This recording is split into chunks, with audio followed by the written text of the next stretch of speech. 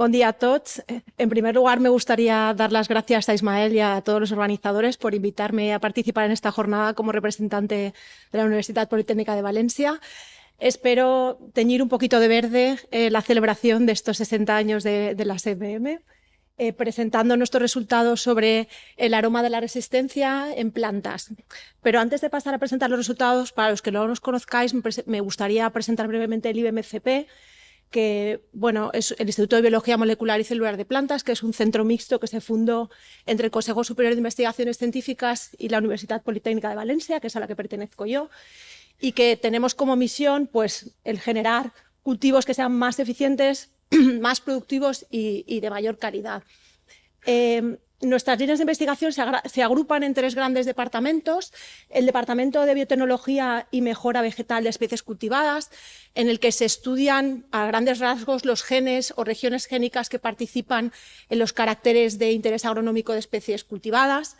El Departamento de Desarrollo y Acción Hormonal en Plantas, en el que se centran en los mecanismos de regulación hormonal que controlan procesos de importancia en biología vegetal, como el crecimiento, el desarrollo o la respuesta de las plantas al entorno. Y el departamento al que pertenezco yo, el de Biología del Estrés en Plantas, en el que estamos interesados en descifrar los mecanismos por los cuales las plantas hacen frente a distintos tipos de estrés. Estreses tanto de tipo abiótico, como por ejemplo la sequía, de gran importancia en la actualidad,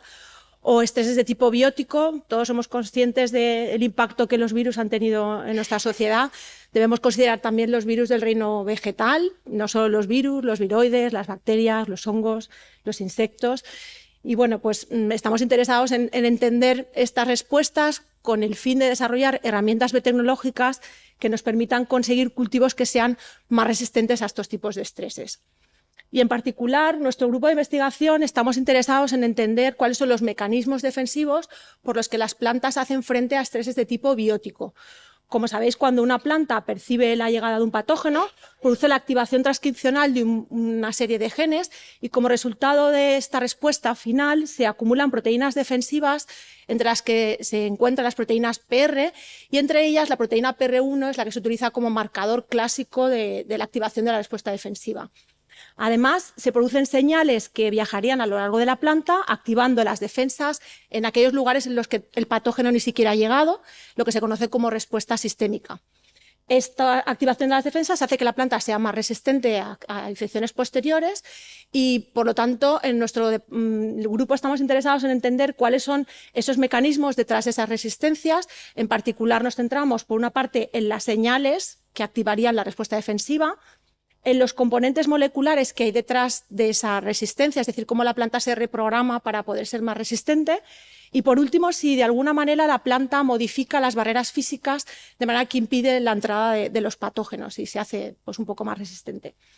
Respecto a las señales, pues se han descrito de muy distinta naturaleza y de hecho recientemente se ha publicado que las plantas son capaces de, bajo condiciones de estrés, producir señales físicas, es decir, sonidos en el rango de ultrasonidos que pueden ser interpretadas por otras plantas, activando pues, mecanismos defensivos de respuesta a estrés.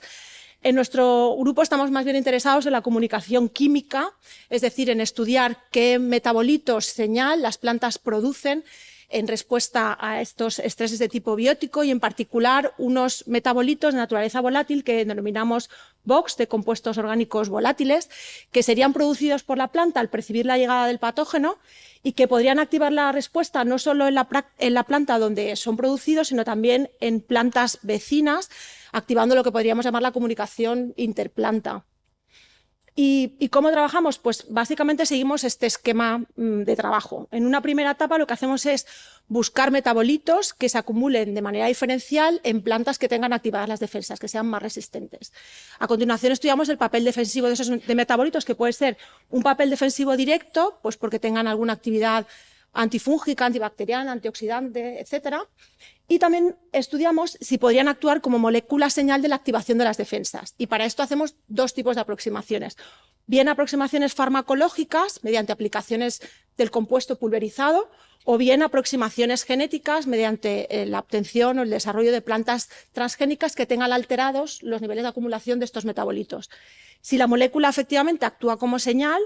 pues la alteración de esta acumulación de la molécula en la planta producirá un aumento de la resistencia y, si tal es el caso, pues profundizamos en las bases moleculares que hay detrás de esa resistencia, en esa activación, por ejemplo, de PR1, y también si esa molécula es capaz de activar o proteger o activar las barreras físicas de entrada del patógeno. Pues bien, siguiendo este esquema de trabajo, llevamos a cabo un análisis metabolómico de plantas de tomate infectadas con la bacteria Pseudomonas syringae, y utilizando dos tipos de interacción. Una interacción en la cual la planta de tomate es capaz de resistir la enfermedad y una interacción en la cual la planta de tomate la padece y desarrolla los síntomas. Lo que hicimos fue tomar muestras de ambos tipos de interacciones y analizarlas por cromatografía gaseosa acoplada a espectrometría de masas para identificar el volatiloma de ambos tipos de interacción. Es decir, identificaríamos lo que nosotros llamamos el aroma de la muerte, qué volátiles la planta emite cuando se está muriendo y qué volátiles, que son los que a nosotros nos interesan más, emite la planta cuando está resistiendo eficazmente la enfermedad. Entre este grupo de volátiles que la planta emite cuando es resistente, identificamos dos grupos principales. El grupo de los volátiles de hoja verde, conocido como GLV, de Green Leaf Volatiles, que son a lo que huele el césped cuando lo cortan, esos son los GLVs, de ahí viene el nombre, y entre este grupo de volátiles identificamos el compuesto butanoato de Z3-hexenilo, que a partir de ahora le llamaremos HB para hacerlo más fácil. Y también identificamos un grupo de monoterpenos hidroxilados, entre los que merece la pena destacar el alfa-terpineol, que a partir de ahora llamaremos TP. Una vez identificados estos compuestos que se emiten de manera diferencial, descartamos su papel defensivo directo porque no nos dio una actividad así muy interesante, ni antioxidante ni antimicrobiana, y nos centramos en su estudio como posibles moléculas señal. Así que decidimos estudiar si aplicaciones externas o exógenas con estos compuestos eran capaces de inducir resistencia en plantas. Y para eso podíamos o bien pulverizar los compuestos en las plantas y observar si la planta se hace más resistente, o bien, dada la naturaleza volátil de los compuestos, lo que decidimos hacer fue introducir las plantas en cajas y aplicar los compuestos en bastoncillos de algodón, de manera que se liberarían estos compuestos y podrían ser percibidos por la planta o bien olidos y activar sus defensas en ella. Pues bien, siguiendo este tratamiento, lo que hicimos fue introducir plantas en cajas en ausencia y en presencia de estos compuestos, y a continuación realizamos una infección bacteriana y un conteo bacteriano mediante el conteo de unidades formadoras de colonia. En esta imagen se muestra el contenido de bacteria tanto en plantas sin tratar y tratadas con el compuesto HB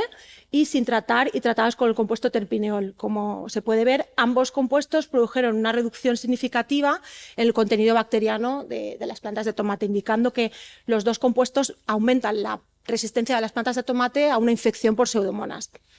Decidimos entonces estudiar, pues, cuáles eran las bases moleculares detrás de esta resistencia y, como he comentado antes, la proteína PR1 se utiliza como marcador de la activación de la respuesta, y lo que hicimos en esta ocasión es coger muestra de plantas sin tratar y tratadas con cada uno de los compuestos y analizar por qPCR la inducción de PR1.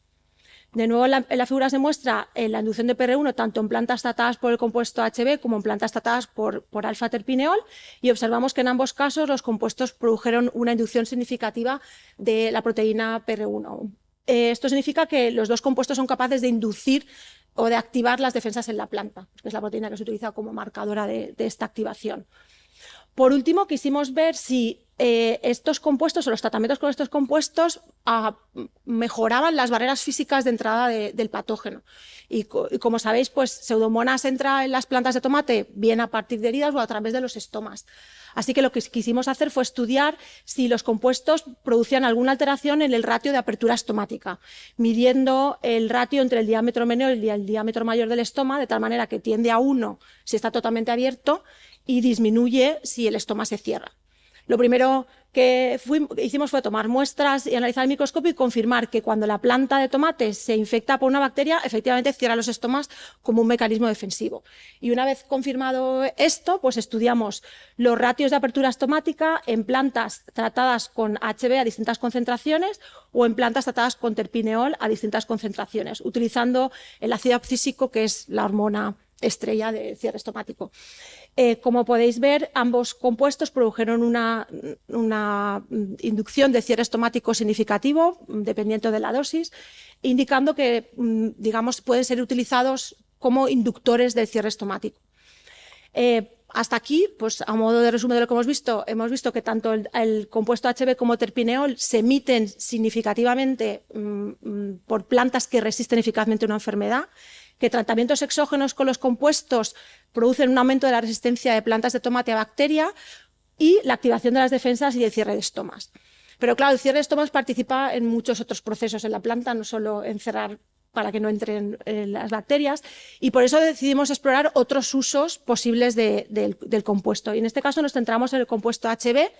y pensamos que podríamos estudiar si de alguna manera podía conferir tolerancia a sequía, ya que la evapotranspiración ocurre en la planta a través precisamente de los estomas. Y en este caso lo que hicimos fue, pues de nuevo, los tratamientos, esta vez por pulverización, bien de agua o bien con el compuesto HB, en dos condiciones, en condiciones de riego normal o en condiciones de sequía. Y lo que hicimos fue medir el peso de las plantas en las 4 condiciones. Si nos centramos primero en las plantas que habían sido sometidas a sequía sin tratar y tratadas con el compuesto HB, vimos que efectivamente el compuesto confiere cierta tolerancia a sequía. Sin embargo, si nos fijamos en las plantas que habían sido tratadas con HB, pero en condiciones normales de riego, se observa una reducción del tamaño, lo cual es lógico porque estamos limitando la capacidad fotosintética de la planta. Y como veremos, esto también, aunque parezca una desventaja, puede ser también utilizado como una aplicación en agricultura. De hecho, lo que quisimos estudiar a continuación es si este inductor de estomas lo hace únicamente en tomate o si es también activo en otras especies. Barrimos distintas especies, además de tomate, pues alfalfa, Arabidopsis y nicotiana, que son las clásicas del IBMCP, también cítricos, maíz, hemos probado también patata, plátano y en general el compuesto es eficaz y podemos decir que es un compuesto universal como inductor de cierre estomático. Por eso, pues un poco enlazando con lo que decía Antonio, nos planteamos la solicitud de una patente para explotar el uso de este compuesto como inductor del cierre estomático, y la patente en estos momentos se encuentra licenciada por la empresa Químicas Meristem, junto con la que hemos estado explorando usos en agricultura, ¿vale? Hasta el momento, sin entrar mucho en detalle, hemos confirmado en campo que efectivamente el compuesto es capaz de conferir resistencia a pseudomonas en plantas de tomate. También hemos explorado otros patógenos que también entran a través de los estomas, como por ejemplo Phytophthora, que también hemos visto que el compuesto confiere resistencia a Phytophthora en patata. Hemos reproducido los experimentos de sequía, también en condiciones de campo, no solo en tomate, en el que hemos observado que además el compuesto en condiciones de sequía aumenta mucho la floración, incluso mejora la productividad de los cultivos, sino que también lo hemos confirmado en cítricos y en pimiento. Y por último hemos visto también que el compuesto aplicado en vid produce un adelanto de la maduración sin modificar el contenido de azúcares ni ácidos, sino simplemente modificando el contenido de fenólicos, de antocianinas. Bien, en paralelo a todas estas aproximaciones farmacológicas, hemos también llevado a cabo aproximaciones genéticas mediante el estudio de plantas con niveles alterados de estos metabolitos. Y para eso, pues, lo que normalmente nosotros hacemos es alterar la ruta de biosíntesis de estos metabolitos, que para el caso de los GLVs ocurre a través en el cloroplasto, a través de se inicia la ruta con el ácido linolénico por la acción de varias lipoxigenasas. Y el último paso consiste en la conjugación de un ácido con un alcohol para formar el éster, en concreto este éster, y es llevado a cabo por el enzima alcohol transferasa, conocido como AAT. Lo primero que hicimos fue confirmar que existía una correlación entre la emisión de nuestro compuesto HB y la inducción de este gen, y por QRT-PCR efectivamente confirmamos que las plantas de tomate que están resistiendo eficientemente la enfermedad producen una mayor inducción del gen AAT que las plantas que la padecen o que no han sido infectadas. Una vez confirmado que el gen AAT participa en la biosíntesis de este compuesto HB, pues decidimos trabajar con plantas que tienen silenciado el gen en colaboración con el profesor Klee de la Universidad de Florida, y primero pues confirmamos que efectivamente tenían silenciado el gen, hicimos QRT-PCRs de plantas parentales y 2 líneas transgénicas en condiciones sin infectar e infectadas a las 24 y a las 48 horas, y observamos que efectivamente el gen AAT no es capaz de inducirse al mismo nivel que sus correspondientes parentales, confirmando el silenciamiento, y este silenciamiento correlacionaba perfectamente con unos menores niveles de emisión del compuesto HB en condiciones de infección en las plantas transgénicas. Lo que quisimos hacer entonces pues, fue infectarlas y ver si efectivamente eran más resistentes. En la figura se muestra por un lado el contenido bacteriano y por otro el cierre estomático en esta parte en condiciones de infección. Tal y como cabía esperar, las dos líneas transgénicas que presentaban unos menores niveles de emisión de HB eran más susceptibles a la bacteria y además al infectarlas eran peores cerrando sus estomas. Por lo tanto, pues, una menor inducción o una menor expresión de AT lleva consigo una menor emisión de HB, unos estomas más abiertos y por lo tanto una menor resistencia, una mayor susceptibilidad. Como habíamos trabajado con plantas que silenciaban, confirmando el papel defensivo de este compuesto, en estos momentos lo que estamos haciendo es desarrollar o generar plantas que produzcan más cantidad del compuesto HB y en este caso estamos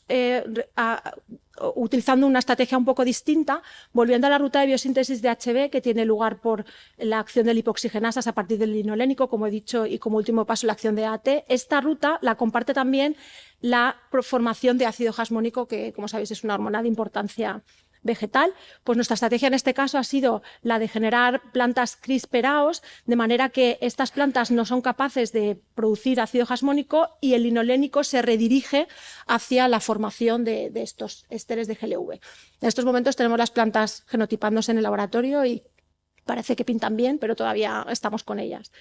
Cambiando al otro metabolito, a las aproximaciones genéticas del otro metabolito que he comentado, del compuesto terpineol, también estamos llevando a cabo aproximaciones genéticas y en este caso hemos optado por una mayor expresión del compuesto terpineol y lo mismo, volviendo a su ruta de biosíntesis, en este caso tiene lugar en el citoplasma por la ruta MVA, pero en el cloroplasto por la ruta MEP y en ella participa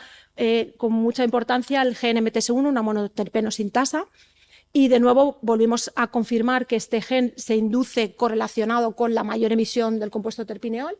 Y en este caso lo que hicimos fue, en colaboración con la Universidad de Ámsterdam, trabajar con plantas que sobreexpresan esta monoterpeno sintasa bajo el control transcripcional del promotor 35S. Lo primero que hicimos fue confirmar que esa mayor sobreexpresión lleva consigo una mayor emisión de los monoterpenos hidroxilados, para lo cual infectamos las plantas parentales y las que sobreexpresan MTS1 y analizamos por cromatografía gaseosa acoplada a la espectrometría de masas los niveles de emisión de terpineol, observando que todos los monoterpenos hidroxilados están sobreemitidos en estas plantas. Por lo tanto, constituyeron una herramienta muy buena para volver a confirmar la resistencia de las plantas de tomate que emiten más terpineol. Pero en esta ocasión, en lugar de analizar la resistencia de estas plantas que producen más terpineol, optamos por cohabitar plantas receptoras en presencia de plantas que llamamos emisoras, EVOX, que podían ser o bien plantas wild-type o bien plantas que sobreemiten el terpineol. De manera que estas plantas que sobreemiten actuarían como los bastoncillos que emitirían el compuesto y sería percibido por las plantas receptoras, que es donde nosotros centramos la atención en este estudio. Y lo que hicimos fue, de nuevo, estudiar tanto el ratio de apertura estomática como la inducción de PR1 en las plantas receptoras que habían sido cohabitadas, bien con plantas wild-type o bien con las plantas que sobreemiten el terpineol, observando que se produce una reducción significativa de la apertura estomática y, de nuevo, una inducción significativa del gen PR1. Pues esto quiere decir que las plantas que sobreemiten MTS1, las que llamamos nosotros EVOX o emisoras de VOX MTS1, producen más terpineol y son capaces de inducir las defensas en cultivos vecinos. Hay una comunicación, como decía, interplanta, una comunicación química entre las plantas. En estos momentos tenemos en el laboratorio un catálogo de EVOX, ¿vale?, que tienen más o que emiten en más proporción HB o en menos proporción o que emiten en más cantidad terpineol o en menos cantidad. Y estamos analizando la resistencia a la inducción de PR1 y el cierre estomático no solo en las plantas EVOX transgénicas, sino también en las receptoras que hayan sido cohabitadas con estas plantas, con el fin de, en el futuro, desarrollar herramientas biotecnológicas que serían plantas EVOX que podrían ser utilizadas en el campo como unas vallas protectoras de los cultivos que quedarían cerca de ellas. En estos momentos las que tenemos producen de manera constitutiva los compuestos volátiles, pero a largo plazo nos gustaría que esta emisión fuera controlada con algún tipo de interruptor, solo para las condiciones de estrés en las que se requeriría el uso. Y bueno, ya para terminar, dar las gracias a todas las personas que han participado en este trabajo, a los doctorandos Carmen, Julia, Fran y a nuestra ya doctora Payá, a los profesores Ismael Rodrigo, Francisco Vera, María Pilar López Glesa y José María Bellés, por supuesto a las fuentes de financiación, el Plan Nacional, el Prometeo, también la ayuda que recibimos de la Agencia Valenciana de Innovación para hacer todas las pruebas de concepto, que nos ayudó mucho con la licencia de la patente, a los servicios de metabolómica y al de innovación e investigación de transferencia, que nos ayudó también mucho con el uso, con la puesta a punto de la patente. Por supuesto, a la empresa Químicas Meristeme, que ha confiado en nosotros y con la que hemos compartido un CDTI. Y a todos vosotros por vuestra atención. Muchas gracias.